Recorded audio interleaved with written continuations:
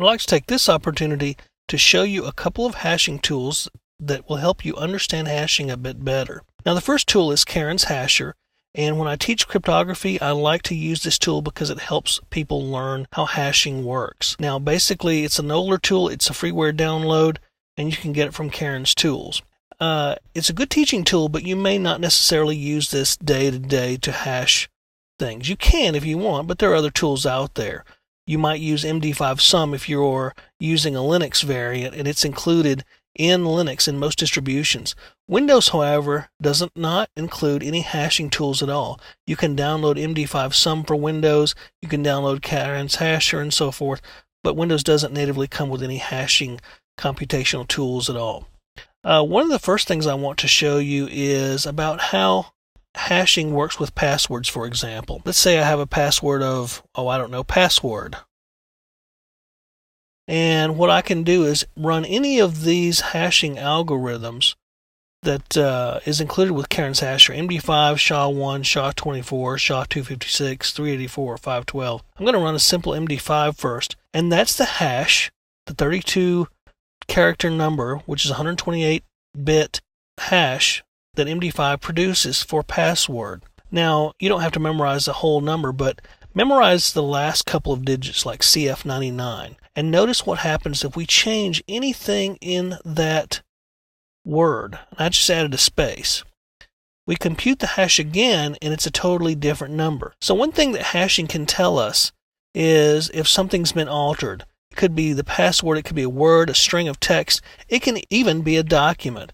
And you can see up here that Karen's Hasher can hash individual files or groups of files. If I were to add a file here, I'm just going to grab something from my tools folder, maybe Windows XP Service Pack 2 here. That I'm going to open that, and then I'm going to compute a hash on it. Now, it's going to take a second or two. If you look at the bottom, you can see its progress. But it produces an MD5 hash for me, and that is the 32-character MD5 hash, 128-bit number, for that executable. If any bit in that executable were to change, this hash would be different. So you can ensure integrity by hashing. So if you sent a file to someone and maybe it's gotten broken up or messed up in the transmission or reception, you can hash it and tell that. Or from a security perspective, if a file has been altered in any way, then you can tell that too by running a hash and determining if something's changed. Now, we don't have to just use MD5, obviously.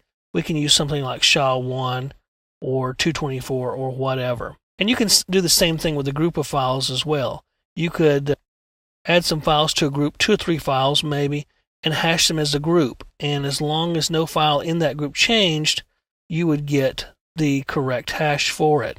Let's go back to the hash text here, and let me take out the blank that I put in there, the space, and let's rehash it using MD5, and we get the same hash that we got before, and you know that because the last 4 digits were CF99. Now, if we were to hash this using SHA-1, for example, we would get a much longer number. This is a 160-bit number. SHA-224 would even give you a longer hash, and obviously longer bit lengths are typically considered more secure. So that's Karen's Hasher and how you actually could change a word like a password.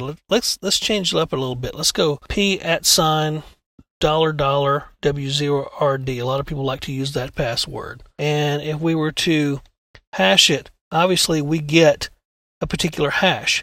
Now, what happens when we break passwords, and I'll give you a demonstration on this a little bit later in the course, we actually take hashes and compare them to hashes that we get from security files, Etsy Shadow, possibly from a Linux box, or the SAM from a Windows, and we compare these hashes to see if they match. And if they match, we know we got the right password. And we base this on dictionary attack, where we have a lot of these words that we produce the hashes for. Again, we'll go through all that a little bit later in the course. The next thing I want to show you is MD5Sum, and that's on our Linux box, and I'm going to pull up our Backtrack box so I can show you that right now. Okay, I'm in my Backtrack box, and I've created a file here that I want to show you, and it's a test file. Test file 1, as a matter of fact. It just has the simple word in there, Bobby, my name. Now I want to run MD5Sum on this, And MD5 sum is native to Linux types of distributions. And I just give it the test file name there. And it computes the hash and tells me what the file name is. Now, if I were to change that file, I'm just going to send my last name to the file. And if we do an MD5 sum again on it, we should expect to get a different sum, and we did. So we got a different message digest simply because it was changed. Now, you'll find hashing used in Linux. As a matter of fact, if you cat the etc shadow file, you'll see that we have hashed passwords in this file. And again, if you can steal the password hashes from etc shadow or the Windows SAM, then you can start cracking these passwords by comparing hashes. And obviously, you would need the correct algorithm. And Linux can do MD5, it can do most of the SHA variants. So that is hashing in a nutshell, and I've shown you Karen's Hasher and MD5 sum in Linux, two of the most popular tools that you can use to look at hashes and even produce hashes.